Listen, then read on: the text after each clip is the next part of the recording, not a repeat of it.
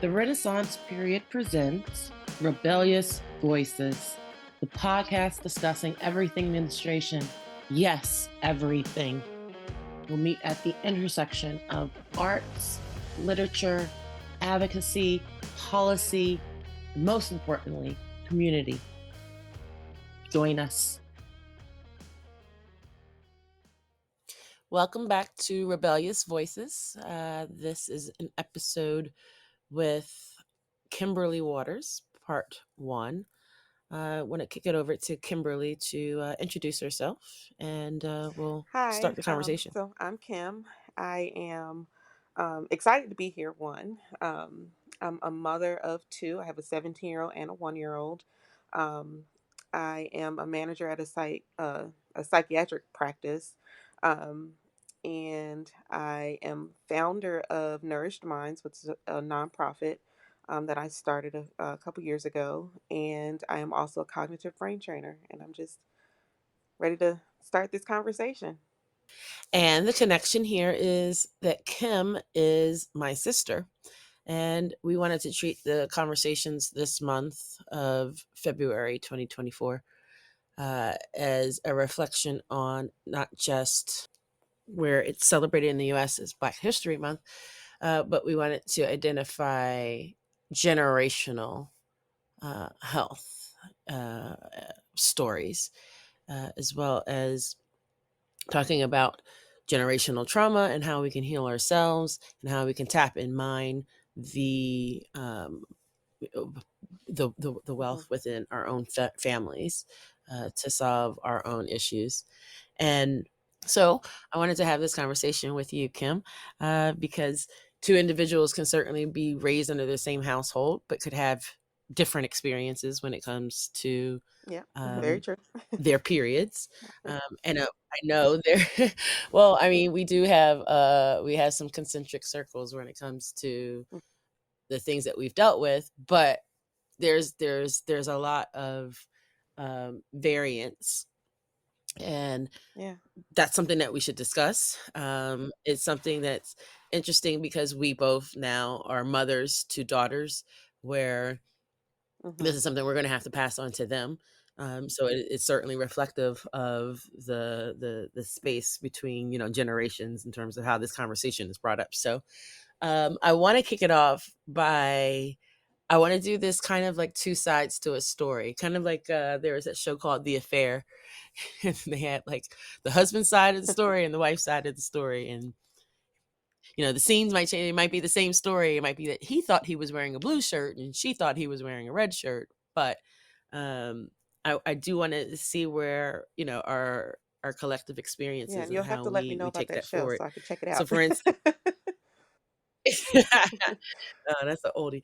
Um, so, for instance, what do you recall as your first memory of learning about periods? Just learning about menstruation. What's your So my earliest earliest memory? memory, honestly, was actually um, when I first got my cycle. It. I don't remember. Not before. You do not remember having a conversation No. about periods before you got your period. Yeah, I do not recall ever Interesting. having a like the warning of like, hey, this is going to happen at some point, and this is how you prepare for it. I don't recall ever really having that conversation. Did you have that? When did you get your period? Well, I, yeah, somewhere around there. Yeah, okay. And I remember I was outside playing when my I was outside playing when my Huh. when it came, and um I went inside, used the bathroom, and I realized that there's blood there. And this is funny, kind of like what you were talking about with the affair thing. Mom recalls me freaking out. I don't recall myself freaking out. I recall myself looking like, oh dang, like there's blood here. But you know how she always says that we all freaked out Yeah. when we saw blood, right? Yes, we all But yeah, I exaggerate. I called her like, hey, like what do I do? Like help. you know. But Yeah. yeah, I don't recall ever having that. conversation of like, hey, this is going to happen, and you need to be prepared for Yeah. it. So that's so interesting because so the context here being, you are, roughly what, Right. 2.5 years behind me. And I recall getting my period somewhere around 14, I want to say. 13. No, Mm-hmm. maybe it was more like 13. And I recall the transition being, it's kind of like BCAD. It's more when we were living in Philadelphia, there was a point where my introduction to menstruation came from Are You There, I God? It's remember Me, that. Margaret. You remember the Judy Yes. Blume? Increase my bust. I must increase my bust. Yes. And and so like where they were talking about the sanitary pads, and I think my teacher at Mm-hmm. the time was Mrs. Cheryl. So I think that's what, yeah, that's what sticks out in my mind. Maybe younger. But then I had I remember having an accident Mm-hmm. in our last place in Philly before we moved. And I go running to mom to say, I think it's happened. I think this Oh. thing, like the period is coming. And it was as simple as I cut my finger. And when I went to go use the toilet, when I went to go pee and wipe, like I saw blood in the tissue and it Oh was my blood God. from my How finger. embarrassing, right? I swore like my period had started. And I go running to mom. Um, And then she's like, "Okay, this is it." Like, she just went into, like, and it wasn't like it was more like, "This is Mm-hmm. happening." It wasn't that I was scared. It was just, "Yeah, it's here. Right. Like, what do we do? It's go time." But let her tell We it, you go into panicked. go time just to find out I just needed a plaster or a Band-Aid. Yeah. Um, so, yeah, that false alarm, then it didn't, come on for actually, I don't think it did come on for another, Mm-hmm. like, half a year, like, later, from that incident. But, yeah, it's funny how, again, same roof, 2.5 years, the difference in, like, the approach. Now, is it that fundamentally, like, mom didn't wanna tell us anything about it or that we were Mm-hmm. shielded from it but look at our upbringing. We went to private Right. Christian school. Christian day school. No Um pants.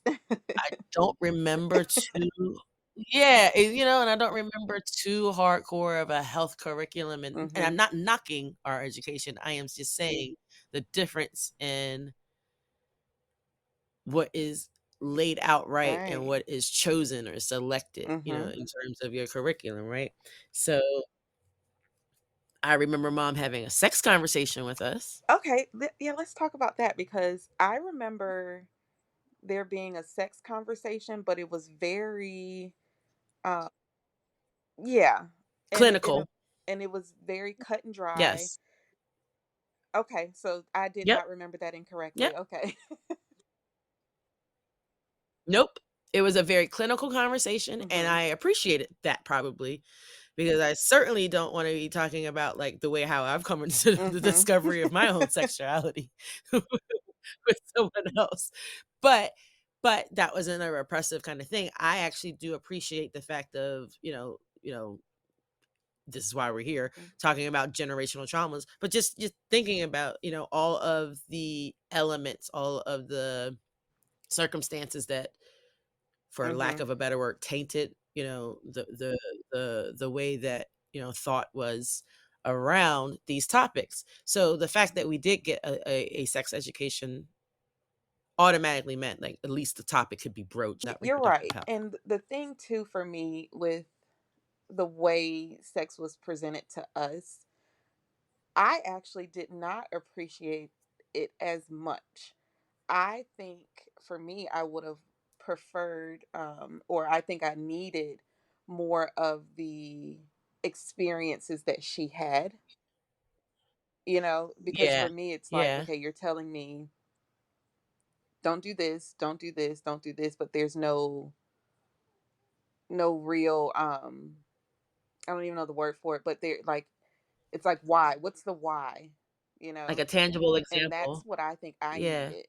These conversations where you're Mhm. talking about reproductive health and where I went to public school, where I was then exposed to what was public health education in Philadelphia. Very interesting because it is at that moment that I did not even consider the fact of the binary Mhm. kind of experience because that's, this is 80s, so we're gonna go ahead and go with that, like the binary Mhm. experiences of health. But the fact that I immediately recognized when our health class was instantly split into Right. girls over there, boys over there. Why the hell are we in, like, different rooms like we're Right. at, like, a peep show and we got different kinks or something? Like, why? Why was that immediately the go-to as opposed to stay in the same room? This Right. is what everyone needs to understand about Mhm. bodies, period. Um and yeah, and so I find that very interesting that it immediately reeked of patriarchy of okay, the girls are going to go and learn about how they need to change their tampons Mhm. and how they need to control their moods, while the boys are going to go over here and learn how to jerk off. And Right. there was no, like, no fairness and was no Mhm. equity whatsoever with these conversations, especially when you also had like a male Right. as a part of the health, curriculum. Uh, the early memory, it's very interesting how we both immediately evoke Mhm. mom as the source of what we're where we were supposed to know something, the Yep. person who we were supposed to go to. But, it's interesting because, and this is something we can table, and we can come back and put a pin in this conversation, but very specifically also remember the male Mhm. element to the conversation because that's where we're talking about like stigmas Mm. or where we're talking about education. So it was kind of like I was assuming, first of all, there's no way that dad's going to know Right. what to do or know what's going on. He might know of it Mhm. being, a mom issue, Right. but like, is And he will really he a know part what of to it? do? Yeah. And and yeah, but then I also remember too, we were early on, my memory was part of that experience where it's about you and your body.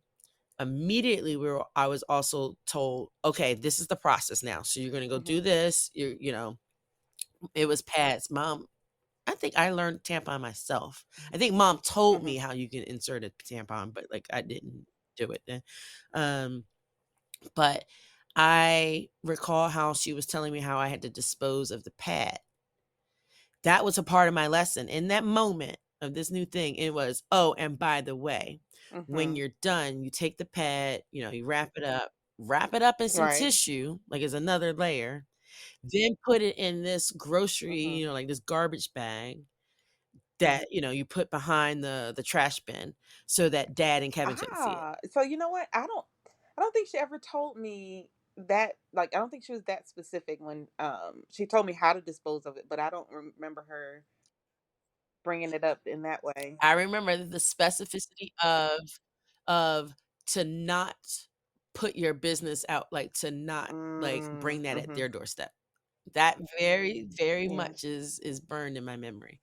Um, and Yeah. yeah, we can come back to that because it's interesting because when Kevin and I lived together, that was a little bit different. But yeah, it's yeah, like it's that Mhm. was a part of my lesson of my period, right? So like you're immediately being given the manner in which it's supposed to be, like, this is how you're going to clean, this is how it's going to Right. be sanitized, but you're also sanitizing the Yeah. experience too. Like, I'm not saying like, I was going to be messy or like, it's not going to be bold or, like nobody's going to be gross or anything. But the point is, it Mhm. was the why because you said you got the exact same Right. lesson, Mhm. but you didn't get the why. I Mhm. got a why. Yeah. You recall any experience where you were put out, like, where you were Oh, just yes. completely like, caught out? I remember being at school. This is when at Hillside actually. And I don't know, do you remember Valerie Brown, right? Yeah, okay. So she was in the front Yeah. office and I was at school, had on this skirt. It was like a very light, it wasn't a jean skirt, but it was like this light blue. Um, and Uh-huh. I wasn't prepared for my period to come on. And that was one of the things too. Mom used to say, make sure you always have, your pads with you because you never know. And Yep, yep. You and I never didn't. know. I didn't Yep. have anything with me, and my period came on, and I bled through my skirt. So I had this big uh blood spot on the back of my skirt. And I was leaving out of class, and one of my friends, told me like, Kim, your period is on. And I'm like, what? And I'm like, in my mind now thinking like, you didn't feel wet? Like,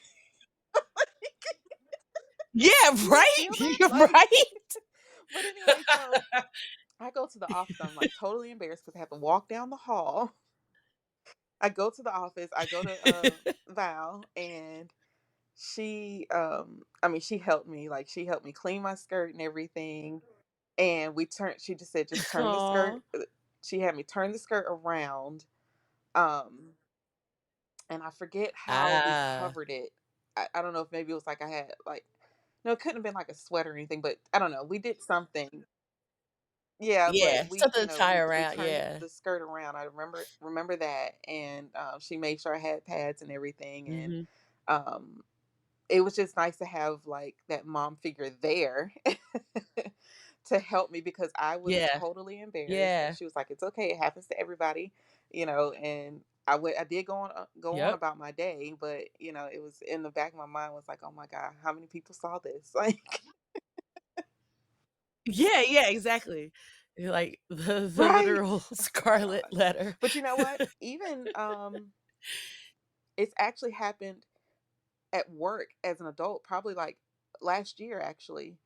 Um, but it wasn't because I wasn't prepared. It's just because my cycles got really, really heavy and I bled through. And so I had Yeah. to go home because I was like hemorrhaging at work and it wouldn't stop. You were Hmm. thrown to the wolves with this experience, right? And experienced embarrassing things almost without like but where the shame Right. Hmm. came after the fact. Whereas I was Hmm. warned of said shame, like, you know what I mean? Like, it was like I was told to, like, be mindful of shame or stigma, and then I still kinda walked into it with the, like, "Oh, well, this Right. kinda these things happen," like like, y'all can shame all you want, but so my experiences were I would say when I so the embarrassing one from school, there's a couple. Definitely tampon falling For out during a real? track meet. Oh my Yup. God. Yup.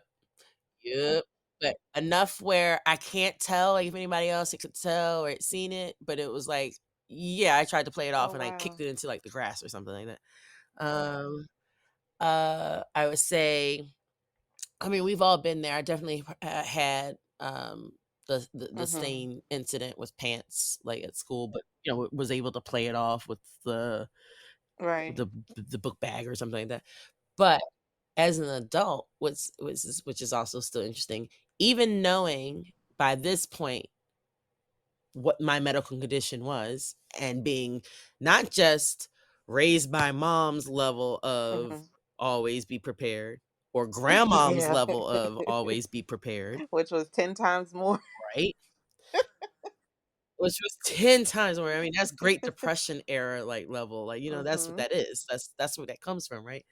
So, like, that logic, was definitely not flawed, like, to always be fucking prepared, but even knowing all those things, somewhat still I could not prepare for what was, "Oh, there's no Mm, way this could ever yeah, get yeah. worse." Yeah, I always pushed those boundaries, and so at work, while living in DC, I mean, it was so bad that a clot had Mhm. come out Yeah, of me, I've been there. and that clot had shifted. And so where it's like, okay, you might thinking "Oh, I'm wearing a fresh pad. There's nothing wrong with this. I'm fine." No, a clot will come in like Yes! Oh my god, I'm like cannonball, and holy crap. had to go to the bathroom, grab my just do that, grab my purse, go to the bathroom to realize I I thought I had another pad, like, was certain I had another No. one in my bag. Nope, and had to, like, frog leg it out to go to the sink in the bathroom to grab paper towels, and I had to fashion a Yeah, pad out of paper towels while I'm I at have been work, there. Oh my god. you know, a very privileged area where I could, not area, but, a privileged part of my life where, like, this should not be a thing. Mhm. Like, this is not me in college, Yeah. like, scraping together you know what I mean? Like, I certainly could have afforded to get another pad or to have, but I just yeah, I had to go and scrape together and put bundles and, Mhm. like, fashion a pad out of paper towels. Like, I was sitting there tearing stuff, like, it was ridiculous. Um, just so that I can make it back to my desk because 'cause I'm thinking, "Okay, if I'm splooging, like, Mhm. blood clots right now, Right. maybe I should make it to the doctor." But yeah, crawling back to my desk, to just gather my things and try to get home. Yeah. Still I within remember itself was an once at embarrassing moment. work, and of course we Uh, have private bathrooms, so it's not where anyone else, like, you're not in stalls where people can see anything, but it was still kind of, for me, embarrassing the fact that I like, so sometimes it yeah, happens, like, when the clots are coming, like, I'll stand up and I can feel the rush, and it's like, "Oh my god, let me hurry up and get to the bathroom." And I pull my pants down, mhm. and a clot hit the floor. Yes. Oh! I was like, "Oh." Mm. Yep, Right, so now I'm yep, so now cleaning you up gotta this. clean it up. Yeah, Exactly, and a it's like, "Oh crime my god, this scene. is so embarrassing." Thank God it was not stalls, Yeah. but, even so, Oh like, my at gosh. work, we have they so I can't wear tampons. I found that out the hard way, and, yes. Did Yeah. you get toxic shock Because I or was like, just "Why does the this hurt okay. so bad?" I, put the tampon. I was like, "Did I put it in wrong? Like, why does it hurt so bad?" And then that's when I found out about the whole Yep. toxic shock syndrome thing. And so I can't wear Mhm. tampons. But at work, they have tampons, but no pads. They stock up, like, they have boxes Huh, of tampons, but you never see any pads. huh, Right. So I always have to interesting. make sure I'm stocked with my pads. Yeah. Interesting. Well, it's part of again Mhm. another conversation that we can take a track on where when you talk about preference, but you talk about preference based on again these stupid factors that have nothing to do Right. with the individual. So the factors of, there's some cultures where, tampons aren't even Mm. allowed to be worn Oh, because that's wow. too close I to didn't know breaking your that. hymen. For some religious culture. Oh, yeah, yeah. So if it or, personal preference Mhm. passed on to someone else. So, I'm aware that mom used both, but for preference, I can use a tampon, but I know that it's futile. It's like throwing a Right. Q-tip Mhm. in the Hoover Dam with me. So, it's like, why do that? Um, like, I'll just Right. free bleed into this pad. So, yeah, that's why we're having this conversation as well because like I said, that could be another track, but I do want to ask, did you have besides the issue with the tampon, did you feel like when you were taught about I mean, taught in the moment when you were even taught about your period, when your period came on, so when Mhm. you had to get your hands-on lesson, because you had to do applied and theoretical Right. all at the Crash same course. time. So so in your lesson, and then therefore thereafter, do you ever feel like you were given, like, choices, or you were just told, like, "Yeah, you just gotta put Um, this pad on"? Choices meaning choices in terms of what would, help you so with no, I don't your think I was really menstruation. given the choice. It was just, here's a pad, you put that on. But I also do remember Yeah, mom saying something about her not, I guess at that time, her not being able to wear tampons. And so in right. And anymore. I remember Yeah, I tampons think at being in that her time bathroom. she couldn't wear them anymore or something, or She stopped. um Yeah. and so in my Yeah. mind it was like, "Oh, this is just what's available." Yes, yes, okay, yes. That's why I'm asking the question. I was just curious, Mhm. again, what your perspective was versus what mine. Yeah, because I don't think so either. There was were too many, Mhm. preferences that were afforded. It was just my preference was just Yeah. the pad.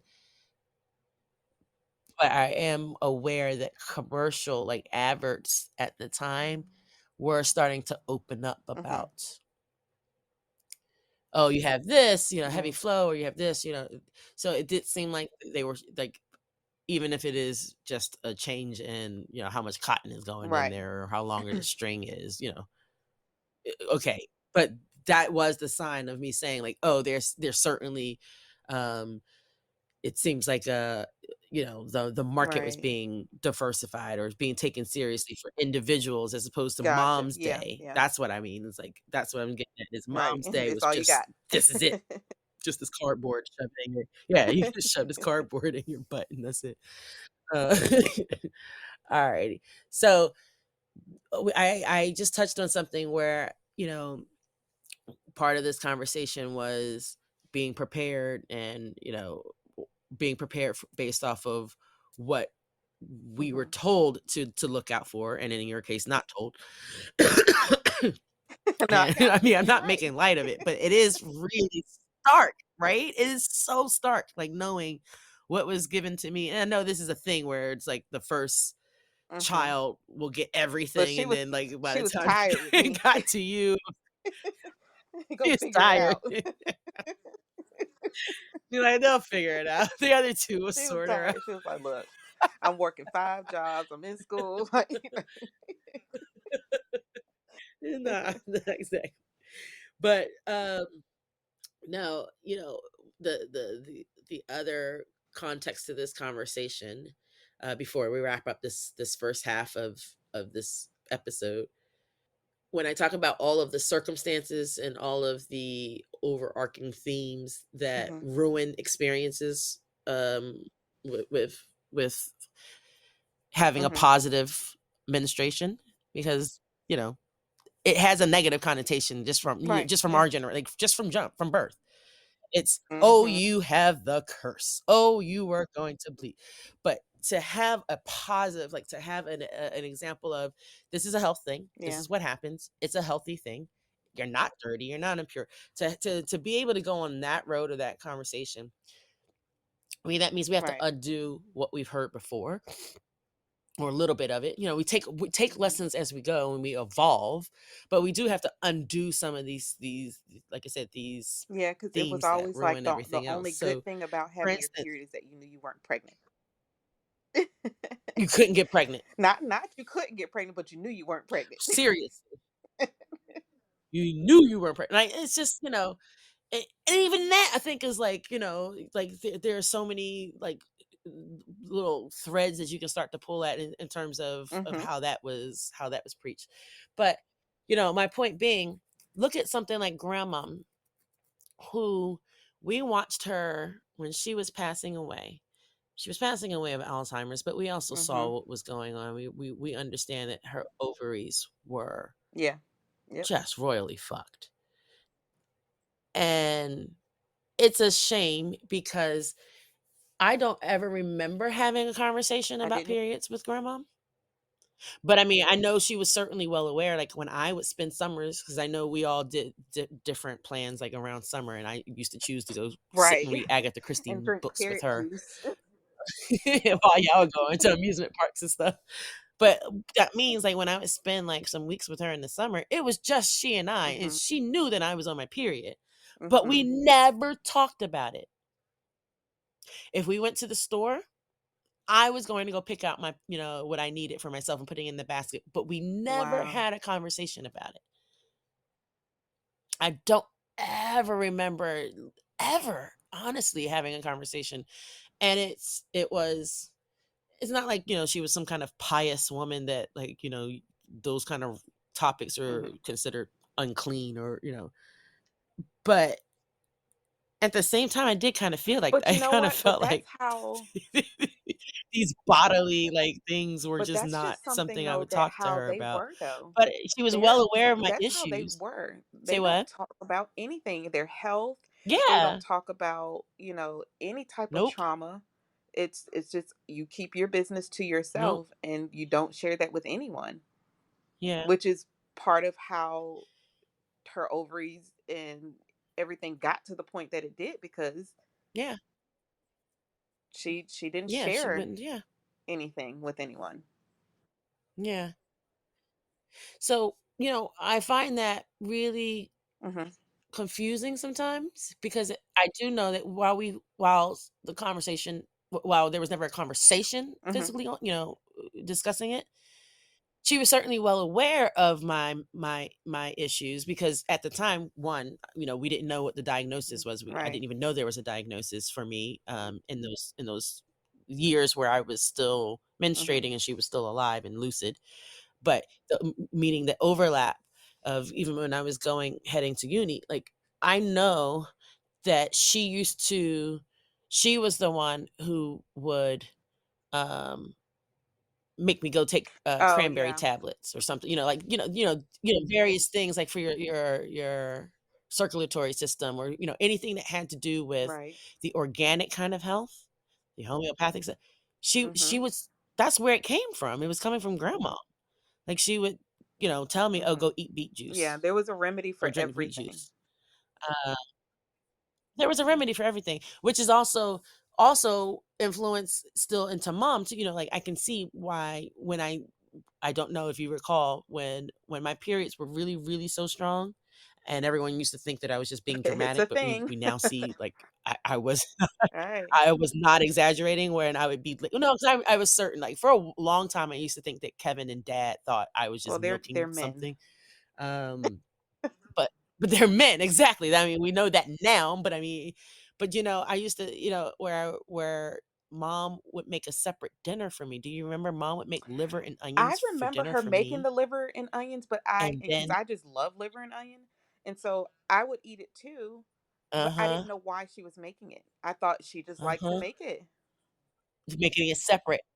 No, it was for me on when my periods where I was Wow. losing so much blood, I mean, I was losing so much iron, and I think she was telling me that's what grandmom told her to I did do not for know me, that. and I was like, "Oh, yeah, this has grandma. Yeah, that Yeah, tracks. This is yeah. grandma's But you handwriting know what? all Yeah, over." I did not know that. I was just like, "Oh, yay, we get Um, liver and onions." nope, that's why. Yeah, I hated the metal minerally taste, but also Mhm. craved it because that's what it was. It Man, I was used to my love body was those liver onion craving that. sandwiches she So made. anyway, Oh my god, I was like, "Yes." I was like, yeah, yeah, and that's why that sticks out for me. It's so significant because it shows exactly what we're talking about, where there might be some unspoken, like, if they're not talking about it, there's certainly still knowledge of and education and Yeah. things that could have been passed down. And even if there was some grand, like, book that was written or, like, "Hey, here's the manual on how to go, live this torrid Mhm. life that's called being a woman." You know you know, I certainly would have taken the book and would have taken what we need from it, knowing that some parts of it, again, were influenced from Right.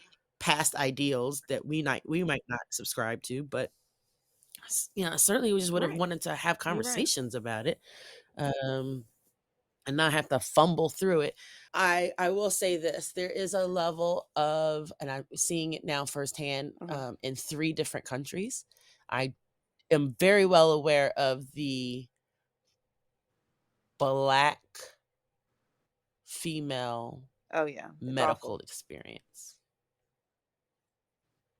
in which the whole pain threshold, the Mhm. whole believability factor, the oh, this is being completely, you know, completely, Right. taken out of proportion, um, and so or exaggerated, I should say, and I wonder if that part of it too, like where if we don't talk about it, and if they didn't talk about it from the previous generations, so then that doesn't come up in doctor's Yeah, appointments, so absolutely. things get missed and morph into other things, and then so we're doing a detriment to ourselves because we're already self-diagnosing, or we're already putting caps on ourselves on the Mhm. conversation that we are allowed to have, because we can't even broach the subject without being seen as like, "Oh, you're just being, Right. you know, a silly female." Um, so yeah, I think there is something that is missing Mhm. for us that we can't even reach for anymore. Of these experiences where you and I are talking about our different experiences under the same roof, we're talking about the experiences of Mhm. our female relatives and what that voice is going to mean for our Right, for our generation kids. or next generation behind us, for our kids. But we're talking about how, you know, we all still arrived at the same thing, which is I just Mhm. had a hysterectomy in September, Right. and you're gonna now have one. And mom had hers, grandmom eventually had, you know, whatever Mhm. surgeries that she had at the end of her life. I don't think she did. Did she have the full? She didn't have the full. That's the whole point. That's what that I'm very well aware that it's not. I can't say she had a full history, but she had something Yeah, operated I on. I know at the end, because by yeah, I then they think said it it was was kind of too just, late. them maybe taking the disease tissues out, yeah. I Diseased don't think tissue out. yeah. Yep. Yep. That's what I recall. Yep. See, so remembering that, that's why that catalyst of, yeah, the rest of us need to start having that like the rest of us can't allow what happened to grandma. Understanding that yes, we have evolved from her generation, like what Mhm. happened to her, what brought her to that point is not what's happening for us. But we can certainly it can Yeah. certainly happen. Like what you heard? Want to find out more? Or do you just want to throw your radical thoughts into a safe space? Well, here's how you can find these rebellious voices. Remember, this isn't just a revolution. This isn't just a rebellion. This is a renaissance. This is our renaissance.